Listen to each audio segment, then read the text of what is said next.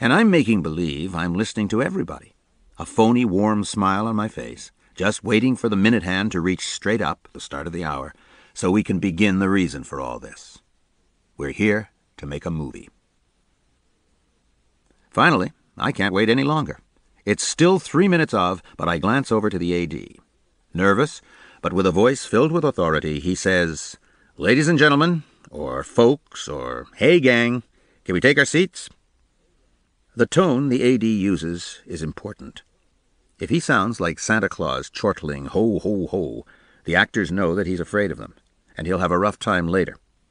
If he sounds pompous and officious, they'll surely screw him somewhere along the line. The best are the British A.D.s. Out of years of English good manners, they go quietly from one actor to the other. "Mr. Finney, we're ready for you now. Miss Bergman, if you please."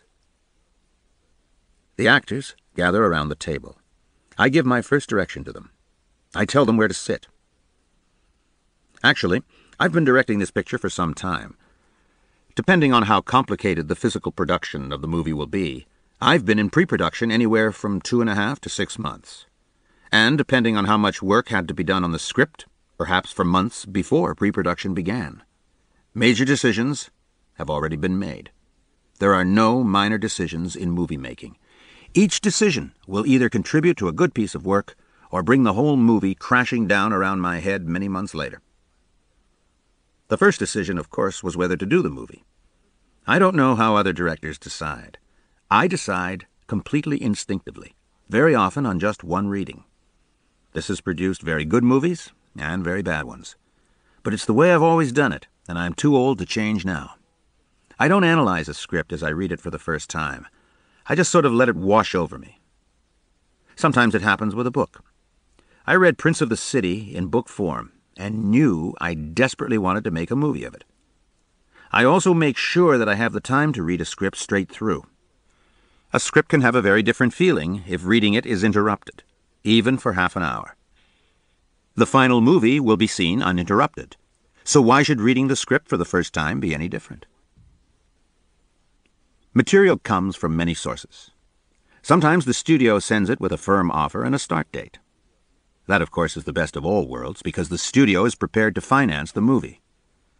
Scripts arrive from writers, agents, stars. Sometimes it's material that I've developed, and then starts the agonizing process of submissions to studios and/or stars to see if financing will be forthcoming. There are many reasons for accepting a movie. I'm not a believer in waiting for great material that will produce a masterpiece. What's important is that the material involve me personally on some level, and the levels will vary. Long Day's Journey into Night is everything one can hope for. 4 characters come together and leave no area of life unexplored. However, I once did a picture called The Appointment. It had fine dialogue by James Salter, but a dreadful storyline that had been handed to him by an Italian producer. I presumed Jim needed the money. The picture had to be shot in Rome. Until then, I'd been having great difficulty in finding out how to use color. I'd been brought up on black and white movies, and almost all the movies I'd made until then were in black and white. The 2 color movies I'd done, Stage Struck and The Group, had left me dissatisfied. The colors seemed fake. The colors seemed to make the movies even more unreal. Why did black and white seem real and color false? Obviously, I was using it wrong, or, much more serious, not using it at all. I had seen a movie of Antonioni's called Red Desert. It had been photographed by Carlo De Palma. Here, at last, was color being used for drama, for furthering the story, for deepening the characters. I called De Palma in Rome, and he was available for The Appointment. I happily accepted the picture. I knew that Carlo would get me through my color block, and he did. That was a perfectly sensible reason to do the movie. I've done 2 movies because I needed the money. I've done 3 because I loved to work and couldn't wait anymore. Because I'm a professional, I worked as hard on those movies as on any I've done. 2 of them turned out to be good and were hits. Because the truth is that nobody knows what that magic combination is that produces a first-rate piece of work. I'm not being modest. There's a reason some directors can make first-rate movies and others never will. But all we can do is prepare the groundwork that allows for the lucky accidents that make a first-rate movie happen. Whether or not it will happen is something we never know. There are too many intangibles, as the following chapters will reveal. For anyone who wants to direct but hasn't made a first movie yet, there's no decision to make. Whatever the movie, whatever the auspices, whatever the problems, if there's a chance to direct, take it. Period. Exclamation point. The first movie is its own justification because it's the first movie. I've been talking about why I decided to do a particular movie.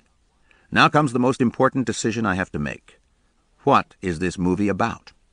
I'm not talking about plot, although in certain very good melodramas the plot is all they're about, and that's not bad.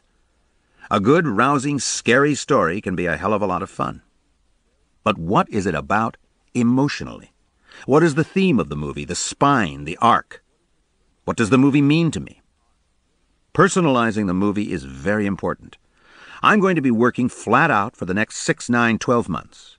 The picture had better have some meaning to me. Otherwise, the physical labor, very hard indeed, will become twice as exhausting. The word meaning can spread over a very wide range. The appointment meant that I had the chance to work with Carlo, and what I learned made a difference on all my subsequent pictures. The question, what is this movie about, will be asked over and over again throughout the book. For now, suffice it to say that the theme, the what of the movie, is going to determine the style, the how of the movie. The theme will decide the specifics of every selection made in all the following chapters. I work from the inside out.